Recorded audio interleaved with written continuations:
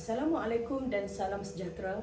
Terlebih dahulu, saya memperkenalkan diri saya, Azlian Haslinda binti Ismail, nombor metrik 266891 dari Grup Q UUM berpusat di Kuantan, Pahang. Ini merupakan pembentangan tugasan individu bagi subjek GMGM 3053, pengurusan latihan dalam organisasi. Tajuk yang akan dibentangkan adalah analisis keperluan latihan dalam organisasi yang dipilih, iaitu tenaga pengajar kelas agama dan fardu ain kafah. Pengenalan. Pembangunan sumber manusia adalah bertujuan untuk menyediakan pekerja dengan kemahiran, peningkatan prestasi, motivasi pekerja dan keberkesanan organisasi. Profesional pembangunan sumber manusia menggunakan istilah pembangunan untuk menerangkan proses di mana organisasi mencapai matlamatnya. Organisasi yang dipilih untuk tugasan ini ialah Sekolah Agama Integrasi Selangor dan peserta terdiri daripada tenaga pengajar kelas agama dan fardu ain kafah.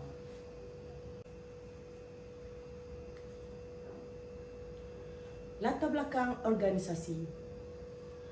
Kafah ditubuhkan pada 1960-an di negeri Selangor. Ianya ditadbir oleh Jabatan Agama Islam Selangor ataupun JAIS, Sekolah Rendah Integrasi SRI, Sekolah Rendah Agama SRA, dan kedua-dua singkatan bagi istilah ini adalah sama, iaitu SRI.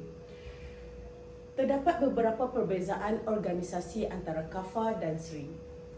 Pelajar di Kafah mempelajari mata pelajaran Islam seperti Tauhid, Fiqah, Akhlak, Sirah, Tajwid, Jawi dan Bahasa Arab yang semuanya diajar di sekolah. Manakala SRI dibuka 7 hari seminggu dari 8 pagi sehingga 5 petang. Kelas akademik ditawarkan di SRI sebagai tambahan kepada program Kafah. Pernyataan masalah. SRI ialah sebuah syarikat milikan tunggal yang bergantung sepenuhnya pada yuran pelajar untuk mengekalkan operasinya. Diselia oleh JAIS dari segi kurikulum dan keperluan latihan tenaga pengajar di SRI. Kebanyakan guru di Kafah dan SRI tidak mempunyai latar belakang pendidikan profesional seperti CJ perguruan ataupun diploma pendidikan. Kebanyakan guru Kafah dan SRI tidak mempunyai sebarang latihan rasmi. Prestasi kerja tidak memuaskan mungkin disebabkan oleh kekurangan tenaga pengajar terlatih yang mampu melaksanakan tugas dan kewajipan tugas pengajaran menjadi terhad. Objektif penulisan. Untuk mengenal pasti analisis keperluan latihan dalam kalangan tenaga pengajar kelas Kafah dan fardu ain yang menumpukan kepada Sekolah Agama Integrasi Selangor. Kerangka teoretikal. Teori pengurusan Robbins, DiCenzo dan Coulter 2011 telah digunakan dalam tugasan ini, iaitu merancang, mengurus, menyelaras dan memimpin. Model latihan Mondi 2010 adalah tambahan kepada pengurusan teori bersama-sama dengan komponen proses merancang, menentukan keperluan latihan dengan melaksanakan analisis keperluan latihan, analisis keperluan organisasi, analisis keperluan kerja, analisis keperluan pekerja.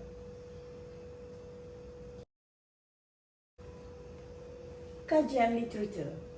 Analisis organisasi diperlukan untuk mempunyai gambaran lengkap tentang budaya organisasi dan hala tuju masa depan.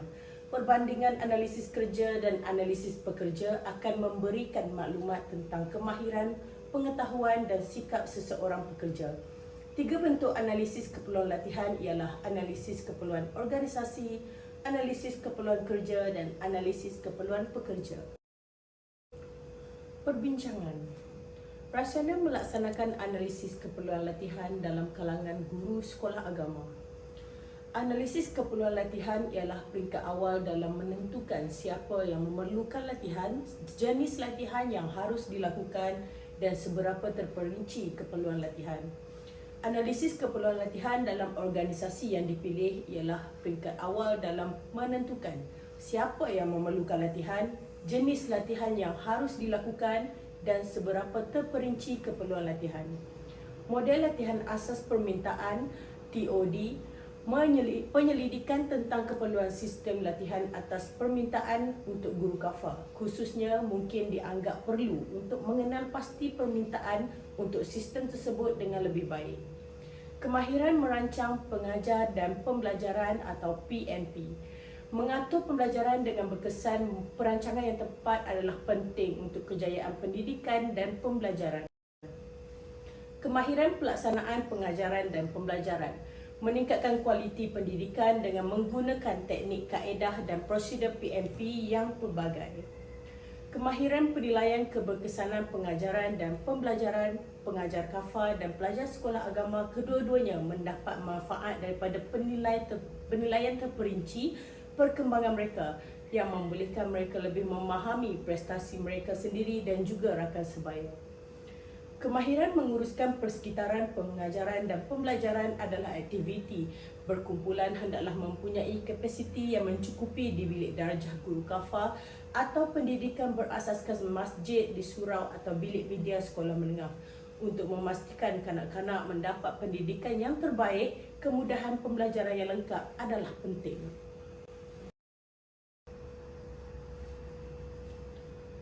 Kesimpulan, kebolehan pengajaran dan pembelajaran guru kafah dalam memantau dan menilai kemajuan pelajar dalam pengurusan bilik darjah semuanya berada pada tahap yang tinggi, yang membawa kepada kita untuk membuat kesimpulan bahawa guru kafah telah terlatih dengan baik untuk mengajar mata pelajaran tersebut. Perlu ada latihan pengurusan kafah yang lebih tertumpu dan menyeluruh. Oleh itu, model TOD boleh digunakan untuk menangani permintaan tersebut. Guru-guru di kafah memerlukan program yang membolehkan mereka berkongsi pengetahuan dan menunjukkan dedikasi mereka kepada TOD. Asas pengajaran dan pembelajaran, kemahiran dan ciri penyatuan reka bentuk TOD semuanya mesti dipertimbangkan semasa membinanya. Selain itu, guru kafah yang dilatih dalam model TOD harus mengenal pasti pelbagai jenis khusus yang perlu mempunyai 3 kualiti penting ini. Sekian, terima kasih.